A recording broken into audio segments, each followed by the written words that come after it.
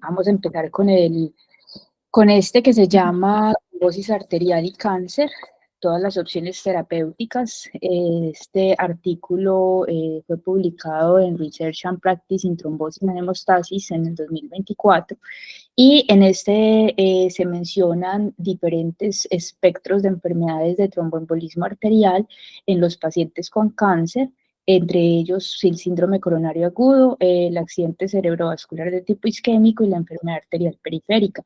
Está relacionado con el diagnóstico o en pacientes que tienen un cáncer activo y que está recientemente diagnosticado, más no los que ya tenían un cáncer previamente.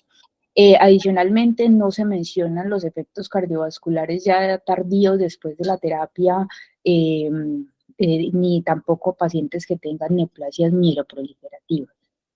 Entonces, pues para empezar, hay un registro danés que es bastante grande, de 279.000 pacientes, en los cuales tienen diagnóstico de cáncer reciente, y en este se encontró que la incidencia del tromboembolismo arterial, específicamente de ACV y de infarto agudo de miocardio, es del 4.7%, y que este persiste incluso hasta los 6 meses después, hasta un 2.2%. Adicionalmente, es importante esclarecer que el cáncer de pulmón tiene mayor incidencia en eventos de infarto y ACV, específicamente un 5% del ACV, y que la histopatología de adenocarcinoma se ha relacionado con una mayor recurrencia del ACV en estos pacientes. Adicionalmente, aquellos que tienen un cáncer cerebral de cualquier tipo, pues tienen más correlación, hasta de 4 veces, de tener un ACV isquémico, y aquellos que tienen infarto renal se está relacionado pues con cualquier tipo de cáncer renal, con 4.5 veces más de riesgo de presentarlo.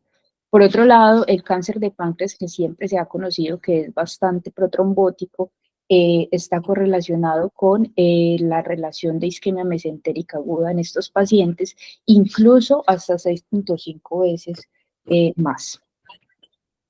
Por otro lado, entonces, tenemos que la mayor incidencia de cáncer, de tromboembolismo arterial, se observa en el primer mes del diagnóstico del cáncer, y esta relación incluso es de 7 veces más de infarto agudo de miocardio y 4.5 veces más de ACV en ese primer mes. Sin embargo, la incidencia va a seguir permanente y persistiendo, incluso hasta los 10 años después del diagnóstico, pero ya con una incidencia de 1.07. Esto pues básicamente está correlacionado con la aterosclerosis acelerada que se da con la radioterapia, y también está relacionado pues con los efectos cardiovasculares del cáncer y de la terapéutica, obviamente, en estos pacientes.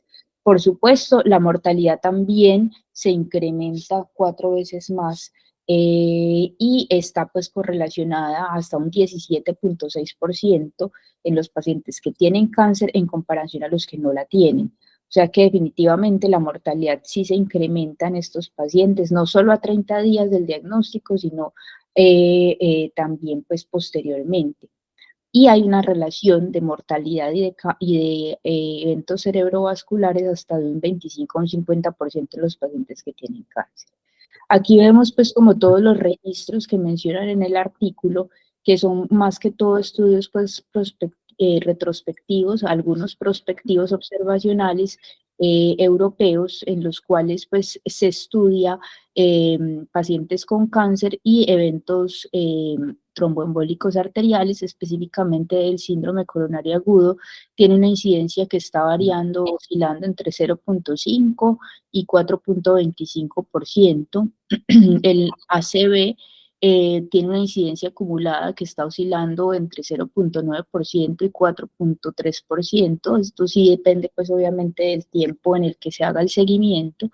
Y la enfermedad arterial periférica está menos establecida, pero tiene una incidencia aproximada entre el 0.1 y el 0.6% según los registros epidemiológicos disponibles. Entonces, ¿por qué se presenta pues el tromboembolismo arterial en los pacientes con cáncer? Básicamente porque pues la tríada de Virchow está pues presente en esta fisiopatología y pues cuando hay un incremento de factores procoagulantes, específicamente del factor tisular, pues esto va a conllevar a que haya un incremento de los eventos trombóticos en estos pacientes y esta usualmente está liberada por las células malignas que expresan este factor, al igual que el inhibidor del activador del plasminógeno. Por otro lado, va a haber una proliferación acelerada también de neutrófilos y de eventos proinflamatorios crónicos que van a hacer netosis y una activación plaquetaria de fibrina y de proteína C. Todo esto va a llevar a una microangiopatía trombótica, un aumento del factor de von Willebrand de la cascada de coagulación y va a conllevar a mayor riesgo de trombosis. Todos estos biomarcadores que están pues como mencionados, incluso en toda esta fisiopatología, se han propuesto para ser biomarcadores para predicción del riesgo de estos eventos tromboembólicos en cáncer.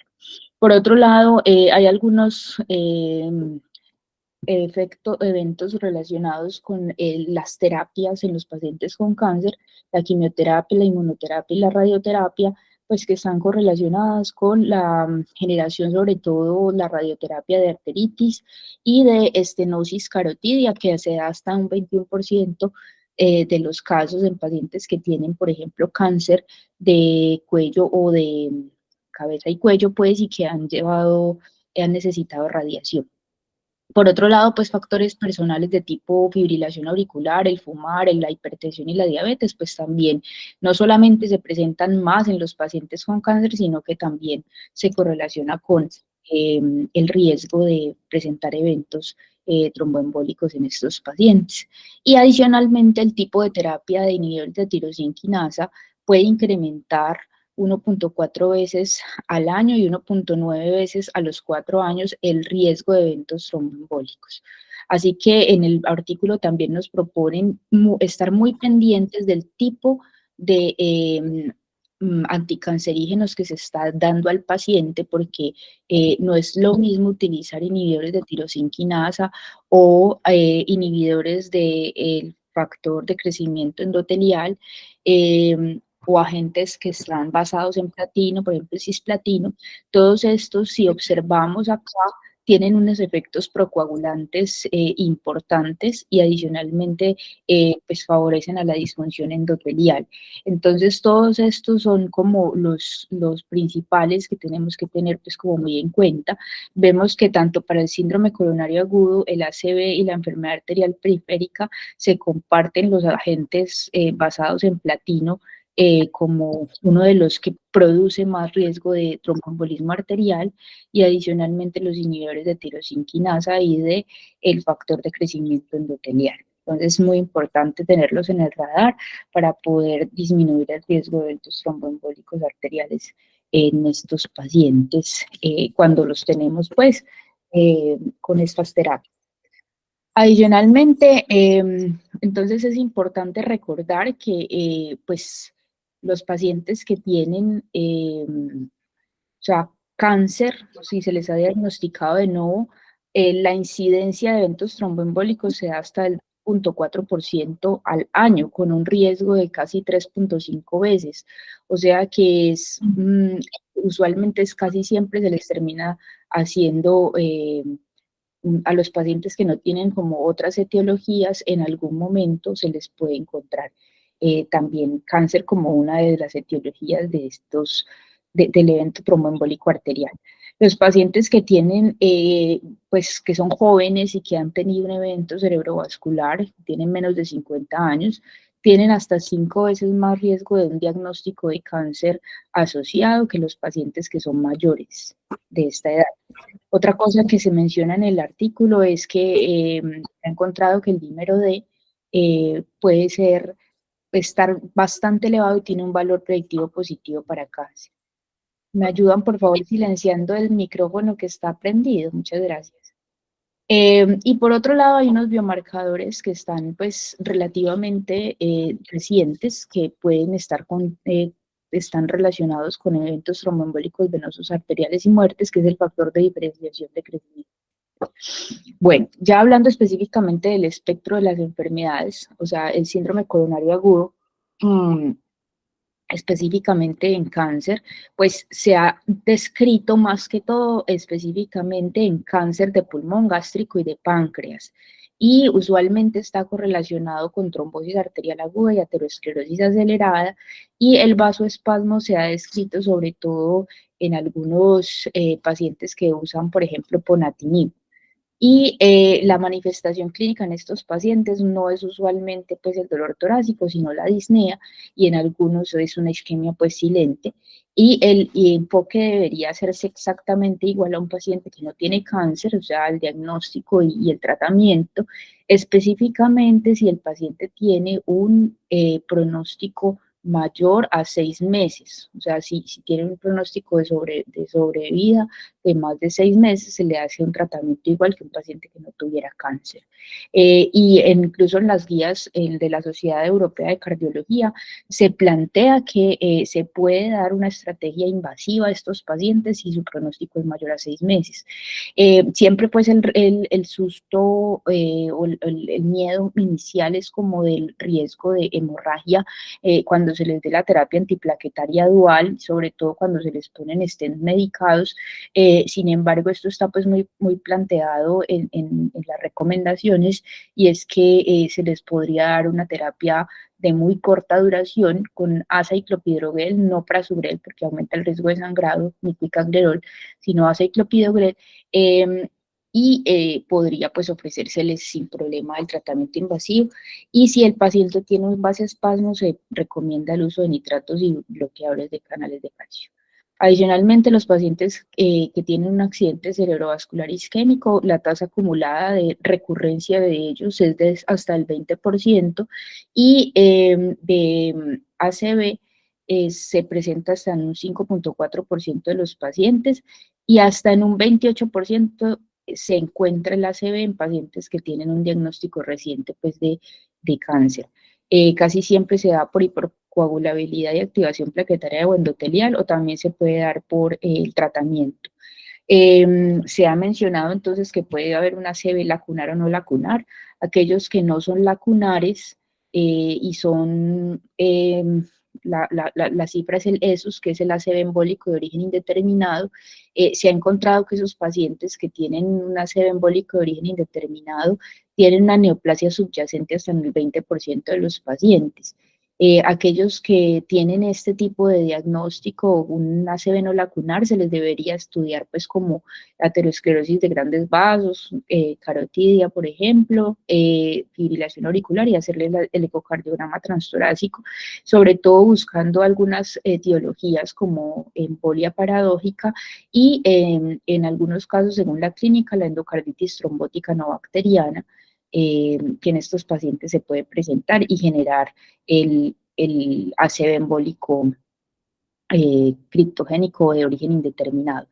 Esos pacientes entonces que presentan ACV y que tienen cáncer tienen un alto riesgo de recurrencia y de mortalidad, y pues siempre es importante, si a ellos, si se presenta como tal el evento cerebrovascular, revalorar que también están con el tratamiento anticancerígeno, y hay un incremento, sí, un incremento pues como de la actividad del cáncer, y si hay que hacer un cambio como tal del tratamiento.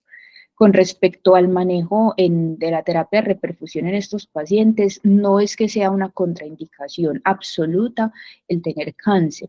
Ellos incluso en el artículo mencionan que si bien la tasa de recanalización es mucho menor, es 63% versus un 84% en los pacientes que tienen un origen cardioembólico, se podría individualizar la terapia de reperfusión según pues, sí, el caso. Y que la trombolisis intravenosa, pues realmente en algunos estudios muy pequeños no demostró que aumentara las complicaciones hemorrágicas intracraneales en pacientes con cáncer en comparación a los que no tenían cáncer.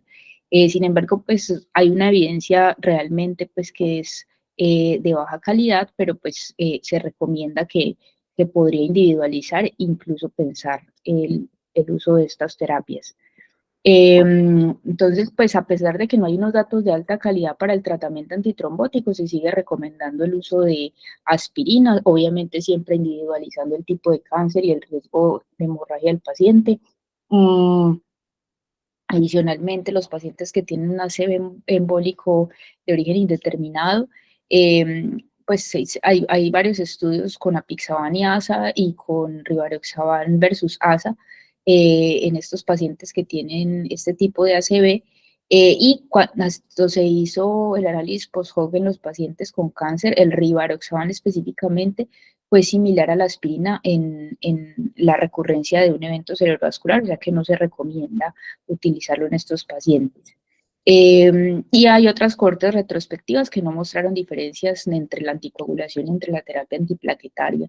Y pues la atorvastatina con sus efectos pleiotrópicos ha mostrado reducción de las citoquinas inflamatorias en estos pacientes. Con respecto a la última espectro de la enfermedad de tromboembólica arterial en los pacientes con cáncer, la enfermedad arterial periférica, pues es muy poco conocida.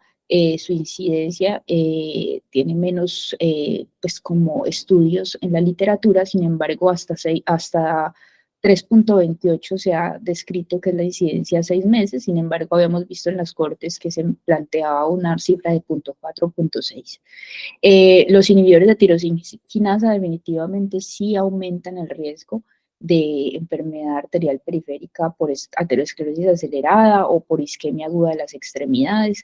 Entonces, siempre pues tener muy en cuenta que estos pacientes que usan terapias que tienen un alto riesgo de eventos trombóticos, se debería siempre pues estar en vigilancia constante de los síntomas. Ellos mencionan que incluso se podría hacer un seguimiento con dímero D y muy importante el índice tobillo-brazo siempre en estos pacientes, tener un inicial y hacerles un seguimiento. Por otro lado, los pacientes que tienen enfermedad arterial periférica y tienen fibrilación auricular, pues tienen un mayor riesgo de tener un evento cerebrovascular y embolismo sistémico. En estos pacientes el CHA2-SPAC subestima el riesgo en comparación a los que no tienen cáncer y la fibrilación auricular está presente incluso 2.7 veces más en los pacientes con cáncer que los que no tienen cáncer. Entonces es bastante prevalente.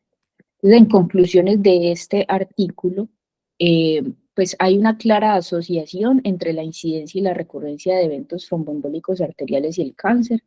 Hay algunas terapias, por ejemplo, los inhibidores de tirosinquinasa y el cisplatina, las terapias con platino que ameritan mayor vigilancia. Hay terapias antitrombóticas en eventos tromboembólicos arteriales asociadas a cáncer que siguen siendo inciertas y pues esto incluye la anticoagulación y la terapia antiplaquetaria, al igual que la tromboprofilaxis para eventos tromboembólicos arteriales que tampoco está clara. Entonces se necesita mayor investigación para mejorar sobre todo el enfoque y el tratamiento, aunque ya pues tenemos un poco más de evidencia con respecto a la correlación de los agentes de los agentes pues anticáncer y adicionalmente de las incidencias que se presentan de eventos tromboembólicos arteriales en estos pacientes con cáncer.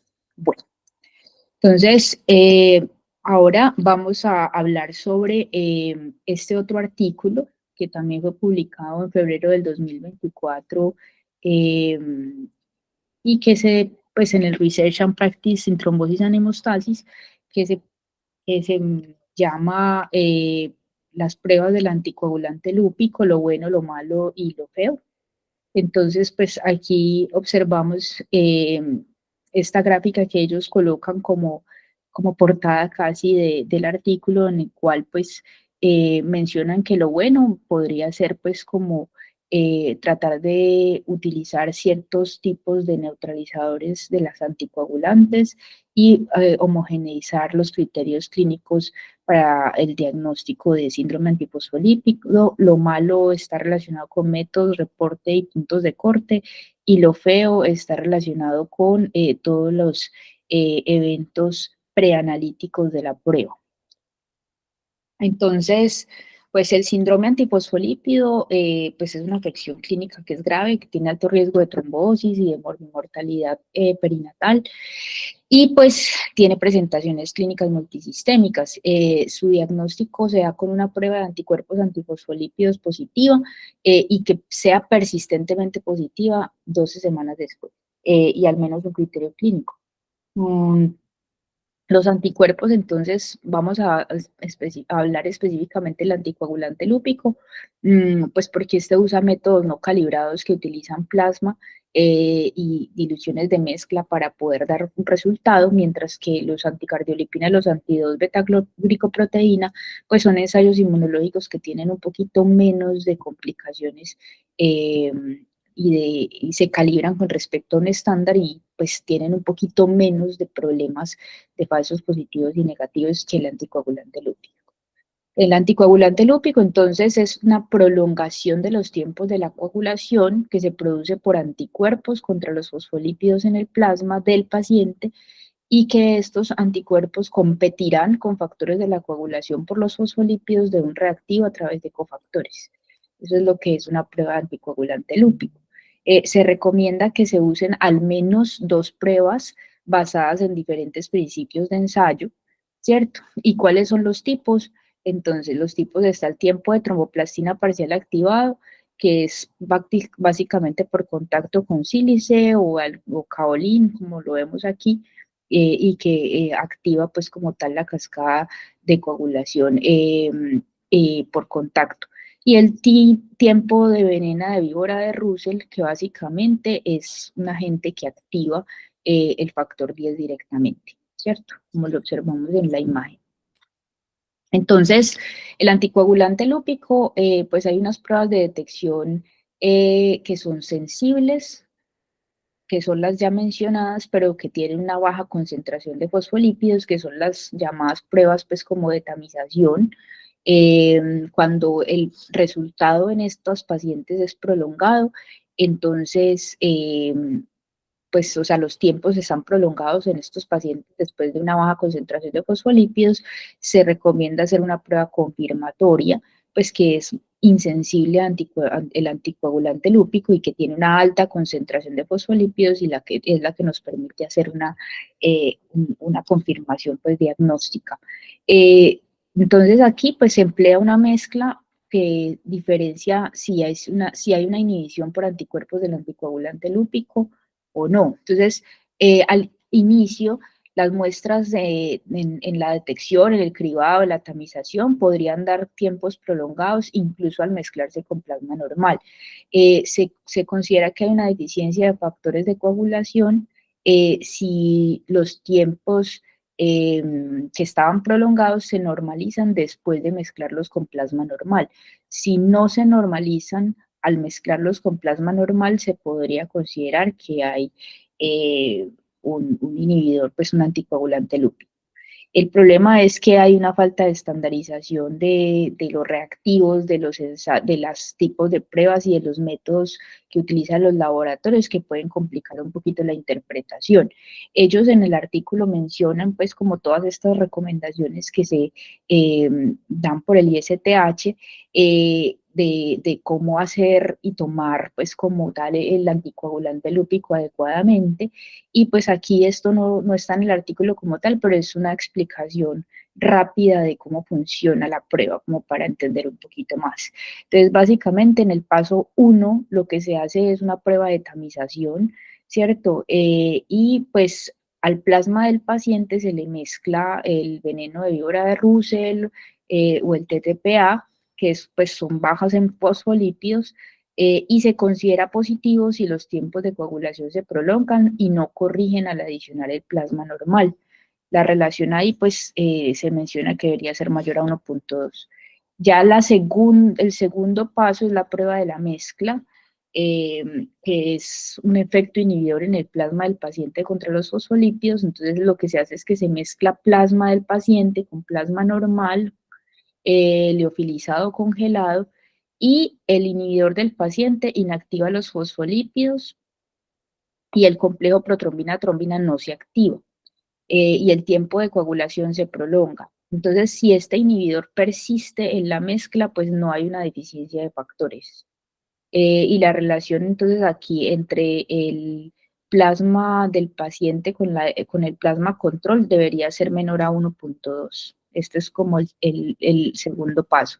Y el tercer paso es la prueba confirmatoria en el cual el efecto inhibidor eh, se extingue cuando se le aplica ya la muestra con exceso de fosfolípidos. Y en este caso, si aumenta la concentración de fosfolípidos al reactivo, del paciente y pues se satura la capacidad del inhibidor y esto permite que el complejo protrombina-trombina se active y el tiempo, el tiempo que estaba prolongado se corrige en más del 10%. En esto entonces la relación del resultado de tamización menos el confirmatorio y la relación de tamización da pues como la prueba confirmatoria. Y pues ya la relación final es básicamente la relación del resultado de la prueba de tamización sobre la de confirmación, que es la que encontramos en muchos de los reportes, que es el que dice ratio final, que es mayor de 1,2 o que está por encima del percentil 99 y que es el que deberíamos tomar en cuenta para poder hacer el diagnóstico. Entonces, hablando de lo feo, como lo mencionan en el artículo, pues son todos los aspectos preanalíticos que pueden afectar la prueba y pues son muchos en realidad. O sea, el tipo de recolección, que el tubo de recolección no esté lo suficientemente lleno, que se coagule, o a veces, pues para esta prueba se necesita una relación de 1 a 9 de citrato de sodio y de plasma del paciente, y a veces el exceso de citrato de sodio puede generar que haya alteración en el resultado. También el transporte, la recolección y el procesamiento de la muestra, que se demore mucho el proceso de congelación y descongelación, tomarlo en un evento agudo de trombosis o en el embarazo hasta 6 meses posparto puede generar alteración en el resultado. Y por último, el uso inadecuado de anticoagulación cuando pues se toma el estudio. Entonces, porque muchos de los médicos no suspenden el anticoagulante, como lo mencionan pues en el artículo, y esto pues genera falsos positivos o falsos negativos.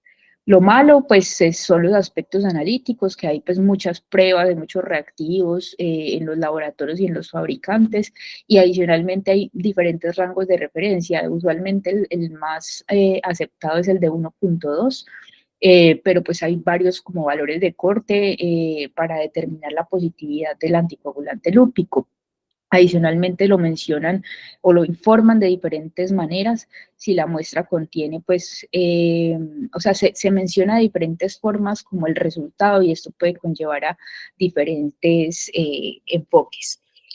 Lo bueno es que hay algunas pruebas alternativas a las que ya mencionamos del tiempo de tromoplastina activado y al veneno de víbora de Russell diluido en pacientes que vienen anticoagulados o que por algún motivo no se puede suspender.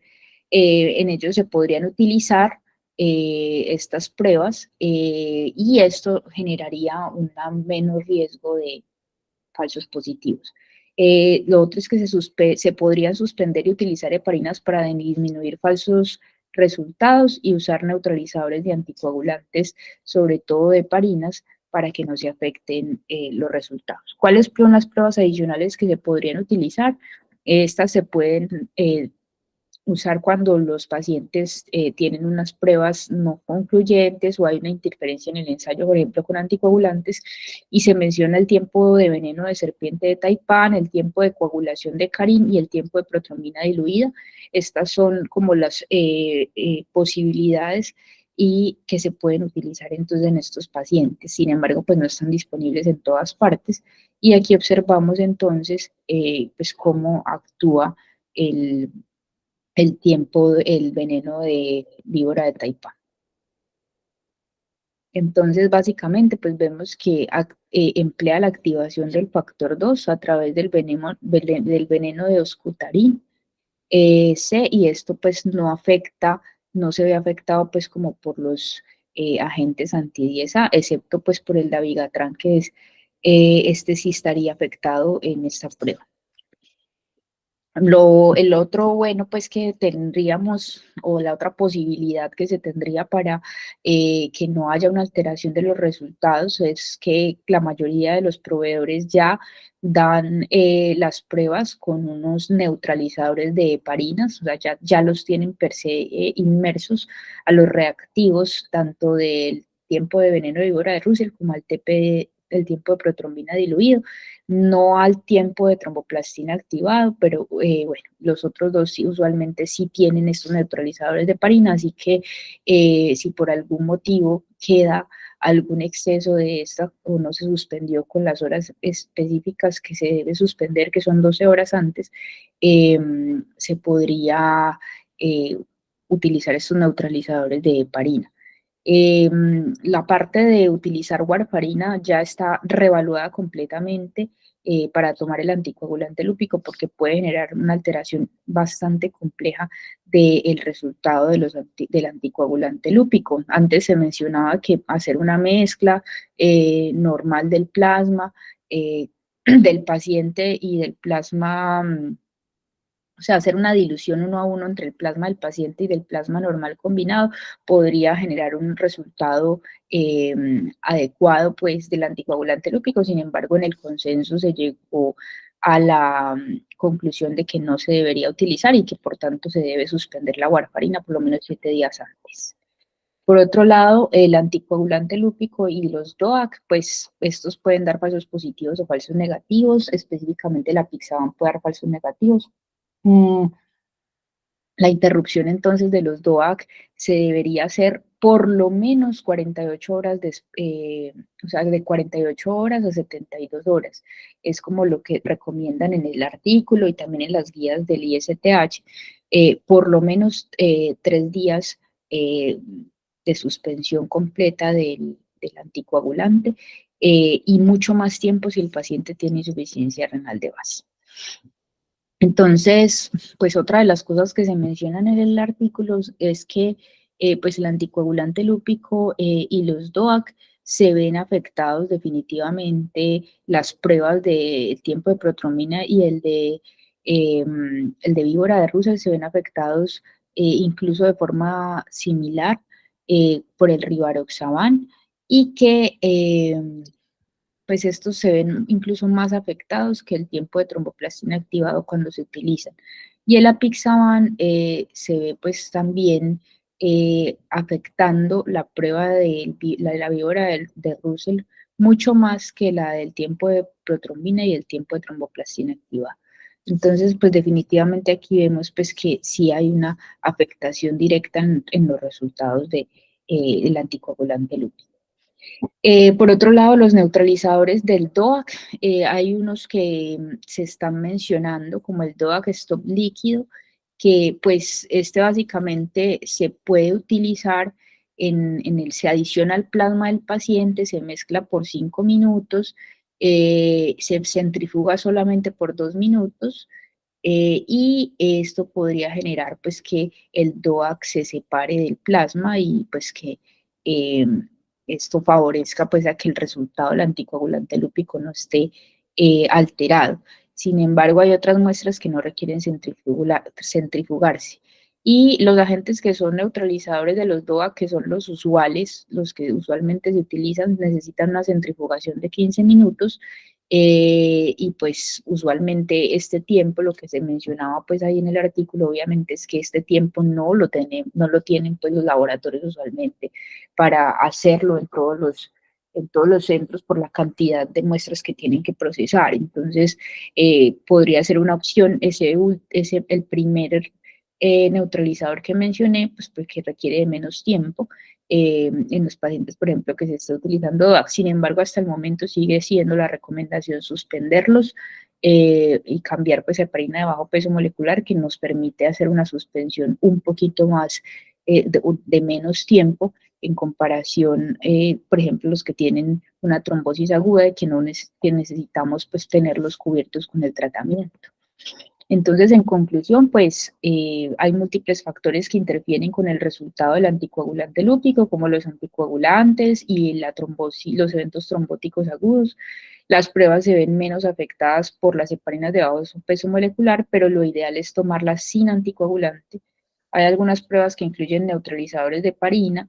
No se recomienda tomar la prueba ni con antagonistas de vitamina K ni con DOAC, y los absorbentes de DOAC o los neutralizadores son una solución prometedora y deberían investigarse más a fondo. Las pruebas alternativas pueden ser una solución, pero se necesita mayor evidencia y disponibilidad de las mismas en los centros. Muchísimas gracias, quedo atenta a comentarios y preguntas.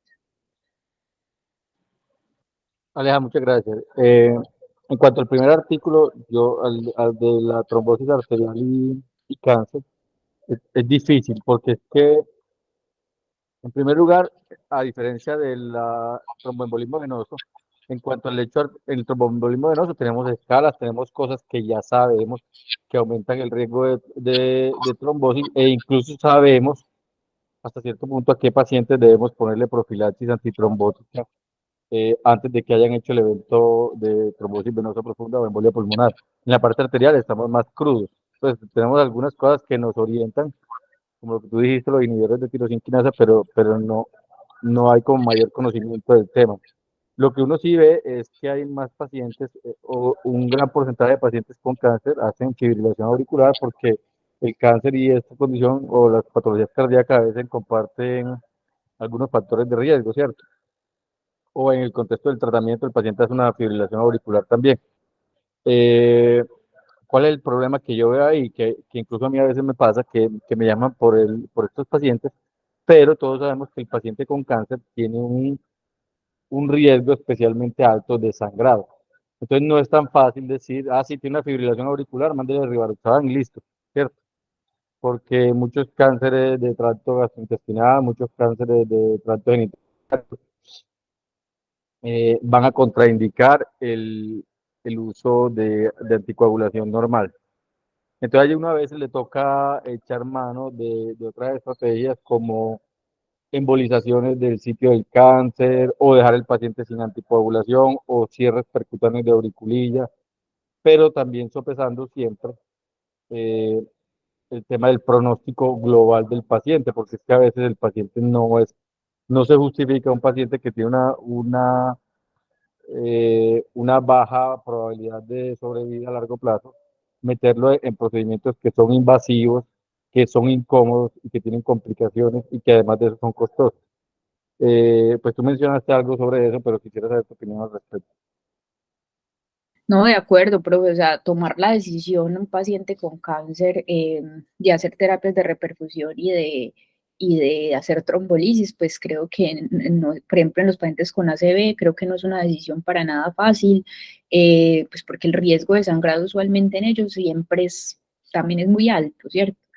Así como el trombótico. Entonces creo que definitivamente se debería hacer pues como o sea, individualizar definitivamente el caso, eh, pero pues tratar como siempre de concertarlo con el paciente, mirar sobre todo el pronóstico que tiene el paciente pues como con respecto al cáncer, eh, y pues siempre sopesar riesgo de trombosis y de sangrado, pero pues no es una decisión fácil para nada. Y creería yo que va incluso